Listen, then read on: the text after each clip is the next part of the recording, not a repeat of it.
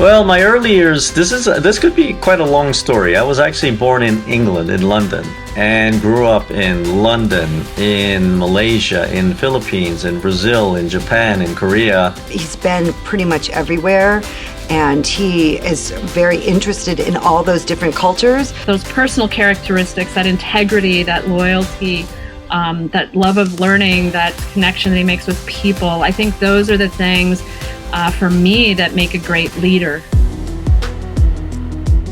The journey within Doosan Bobcat's been phenomenal. I started out in manufacturing and TQM, took over the CSO role, and before you knew it, they had asked me to be the CEO.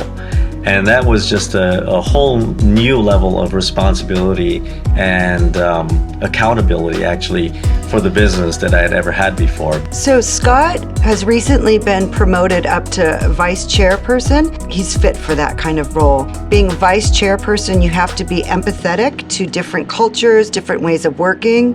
It's a very global company where he works, and so he's able to connect with each of those cultures.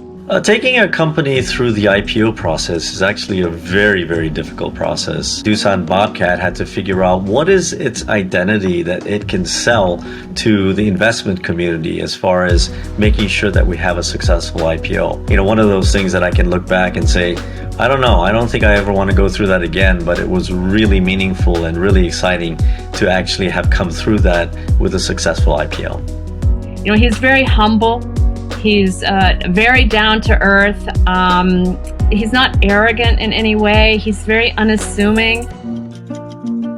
Yeah, we have this Doosan Day of Caring, or actually we call it DDoCS, which is Doosan Day of Community Service. You know, I have a firm belief that we need to give back to the communities in which we work in, we live in, and that have given us so much. So what we do is we organize a global event where each of the regions submit projects to their local areas to figure out what voluntary activities or volunteer activities that we can do. We supply the people, we'll supply the equipment, we'll supply the money to get those projects done. You know, this is really the part of the culture of what Doosan Bobcat is all about. It's about people and it's about communities.